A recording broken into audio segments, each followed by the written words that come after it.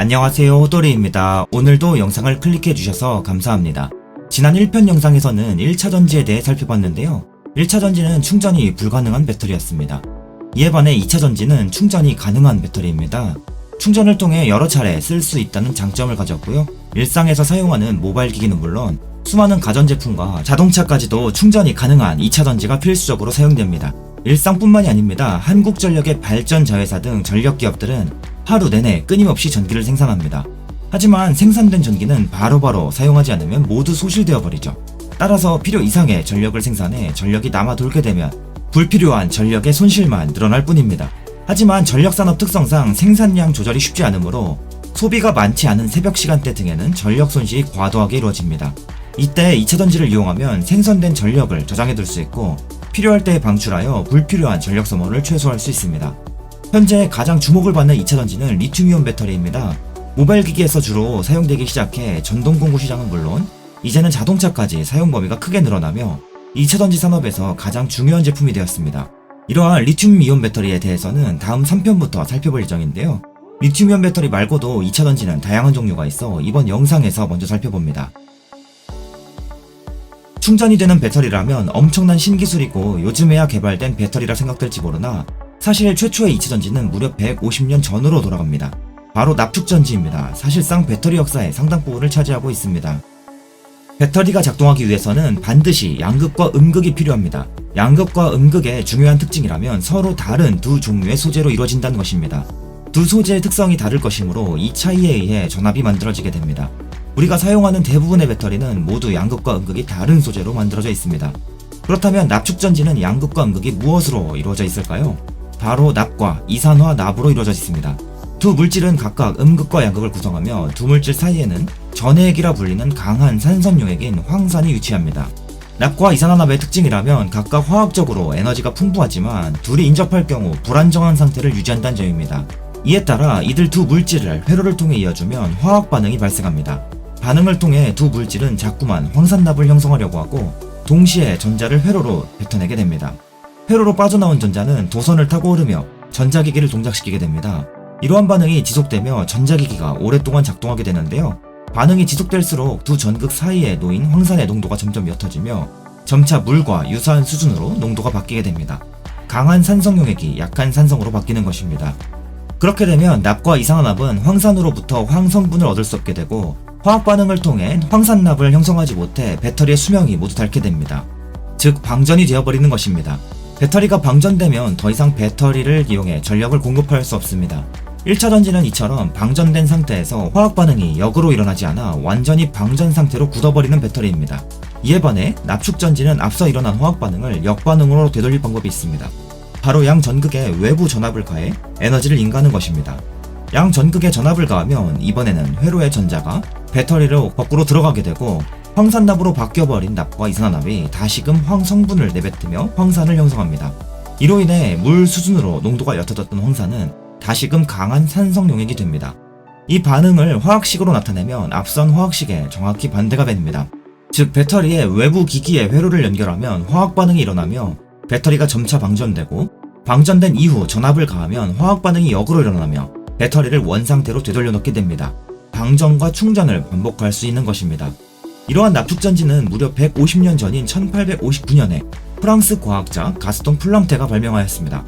플랑테는 전지를 실험하던 중 묽어진 황산에 납을 넣어 전기를 흘려주면 충전과 방전 현상이 반복적으로 일어날 수 있다는 것을 처음으로 발견하였습니다. 이후 지속적인 기술 발전을 통해 용량과 수명이 향상되어 왔습니다. 납과 이산화납은 서로 에너지 차이를 갖는데 그 차이가 2V이므로 납축전지는 2V짜리 배터리로 동작하게 됩니다. 이따금 운이 없으면 배터리 수명이 다 되어 자동차 시동이 걸리지 않곤 합니다. 이는 납축전지의 황산화 현상으로 인해 배터리 수명이 모두 다 되었기 때문인데요. 납축전지의 치명적인 단점이라면 충전과 방전을 지속할수록 극판의 황산화 현상이 발생하여 전해액의 성분이 점차 변하므로 시간이 지날수록 배터리 성능이 떨어진다는 것입니다. 이에 따라 납축전지는 주기적으로 구성 요소를 교체해 주어야 하는 단점이 있습니다. 이러한 배터리를 보수형 배터리라 합니다. 보수형 배터리는 주기적으로 전해액을 교체해 줄 수 있도록 뚜껑이 달려 있습니다. 뚜껑을 통해 오래된 황산을 배출해주고 새로운 황산을 넣어주면 배터리가 다시금 살아납니다. 하지만 이러한 작업을 일반인이 수행하는 것은 매우 위험하므로 일반 소비자단에서는 이러한 제품이 거의 사용되지 않습니다. 이에 반해 번거롭게 구성 요소를 교체하지 않고 수명 기한까지 사용하는 무보수 밀폐형 배터리가 있습니다. 무보수 밀폐형은 배터리가 외부와 더욱 강력하게 차단되고 충전과 방전에서 발생하는 각종 부산물을 다시 되돌리는 소재들이 함께 사용되어 수명이 길다는 특징이 있으며 전해액을 보충하지 않고 폐기합니다. 산업용이나 공장에서 사용하는 배터리는 직접 교체가 더 유리할 수 있겠지만 일반인이 가정 등에서 사용하는 배터리는 구성 요소를 직접 교체하는 것이 번거롭고 위험하므로 밀폐형 무보수 배터리가 주로 사용됩니다. 자동차는 시동을 꺼도 라이트를 켜거나 실내 조명을 작동시키거나 트렁크를 자동으로 여는 등의 작업을 수행할 수 있습니다. 시동이 꺼진 상태에서는 차량이 전력을 생산하지 못하므로 이들 작업은 모두 배터리가 수행하게 됩니다. 이를 위해 모든 차량에는 반드시 배터리가, 주로 납축전지가 탑재됩니다. 많이들 아시다시피 납축전지를 가장 쉽게 구경할 수 있는 곳은 자동차입니다. 자동차는 12V짜리 축전지를 탑재하는 것이 일반적인데 납축전지는 셀당 2V의 전압을 가지므로 6개를 직렬로 연결하여 12V를 구현합니다. 차량에 납축전지가 필요한 이유는 시동을 걸고 시동이 걸리지 않은 상황에서도 일부 전자 부품을 작동시키기 위함입니다. 엔진이 돌아가는 상태에서는 엔진이 에너지를 생성하므로 전력도 만들어낼 수 있지만 엔진이 꺼진 상태에서는 전기 에너지를 공급할 수 있는 방법이 배터리뿐입니다. 이러한 차량용 납축전지는 모든 내연기관 차량에 탑재되며 대부분의 전기차에도 탑재되어 왔습니다. 전기차는 자체적인 리튬이온 배터리가 탑재되는데 납축전지는 왜 필요한가에 대해 의문이 들 수 있습니다. 먼저 대다수의 전기차는 내연기관 플랫폼을 공유하고 있으므로 납축전지가 그대로 이용된다는 이야기를 볼 수 있습니다. 이는 맞는 이야기입니다. 그런데 차량의 설계를 처음부터 오직 전기차에 맞추어 새로운 계통으로 만든 테슬라 자동차의 경우도 납축전지를 탑재합니다. 내연기관 플랫폼을 공유하지 않는데에도 납축전지를 탑재하는 이유는 테슬라 또한 내연기관 차량과 유사한 부품을 탑재하기 때문입니다. 이들 부품은 차량의 전원이 차단된 상태에서도 작동할 수 있어야 하는데 이를 위해 12V짜리 소형 배터리를 하나 더 탑재하는 것이 이득이기 때문입니다. 특히 전기차라도 차량의 시동을 걸어주는 과정에서 사용되는 많은 부품들이 기존 내연기관의 틀을 그대로 유지하고 있어 12V 배터리로 작동시키면 되기 때문이죠. 그러면 전기차는 납축전지 대신 차량에 탑재되는 리튬이온 배터리로 이러한 기능을 수행하면 되는 것 아니냐는 물음을 가질 수 있겠습니다. 하지만 전기차에 탑재되는 배터리는 기본적으로 수백 볼트이기 때문에 이들 부품에 전력을 공급하기 위해서는 12V 이하로 전압 변환 절차를 거쳐야 하고 이는 새로운 부품과 비용을 요구합니다. 특히 수백 볼트를 10V 수준으로 낮추는 것은 부품 하나로 끝날 일이 아닙니다. 전력 변환 반도체 칩은 물론 각종 수동소자 부품들이 함께 이용되며 복잡한 설계 구조도 함께 요구합니다. 이 과정에서 작동 오류가 발생할 가능성도 커집니다. 실제로 2020년대 들어 벤츠는 마일드 하이브리드 시스템을 탑재하며 48V 배터리에서 12V 배터리로 전력을 변환하는 과정에서 각종 문제를 일으키며 대규모 불량을 1년이 넘도록 발생시킨 바 있습니다. 전기차에 탑재된 배터리의 전압을 낮추어 사용하는 대신 각종 자동차 부품이 전기차 배터리에 맞추어 더욱 높은 전압에서 작동하도록 만들어주는 방법도 있겠지만 이를 위해서는 모든 부품을 고전압 배터리에 맞추어 다시 개발해야 합니다. 또한 전기차는 차량마다 탑재되는 배터리 전압이 달라 부품을 차종마다 맞추어 개발해 주어야 하기도 합니다. 이는 자동차 업체 입장에서 최악의 옵션입니다.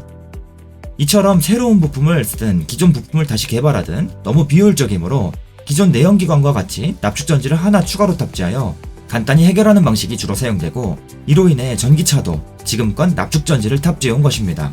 하지만 이러한 전기차에 납축전지를 탑재하는 경향은 점차 줄어들 것으로 예상됩니다.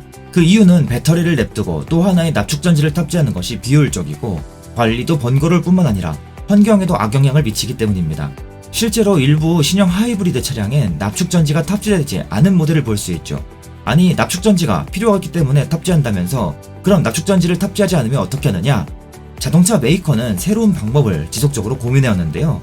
납축전지 대신 전기차에 리튬이온 배터리를 탑재할 때 수백 볼트짜리 리튬이온 배터리의 일부 영역만을 12V로 만들어 배터리 기능을 이원화시키거나 아예 12V 리튬이온 배터리를 새롭게 탑재하는 방안을 고민해왔습니다.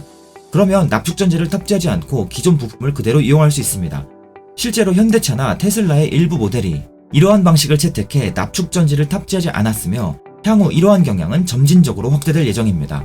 다만 납축전지가 월등히 싸므로 원가 절감 이슈가 얽혀있고 안정성 문제도 남아있어 바로 모든 차종에 도입되지는 않고 있습니다만 차츰 기술이 보편화되며 납축전지의 영역은 점차 줄어들 예정입니다. 이처럼 차량에 탑재되는 12V짜리 납축전지는 시동, 조명, 점화 기능을 담당한다고 하여 SLI 배터리라고도 합니다.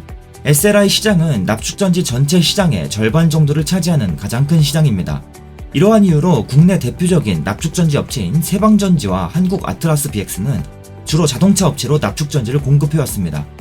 실제로 국내 최대 납축전지 업체인 세방전지는 2010년대 말까지만 해도 자동차용 납축전지의 매출 비중이 90%를 상회해왔고 최근에도 70에서 80% 수준을 나타내고 있습니다.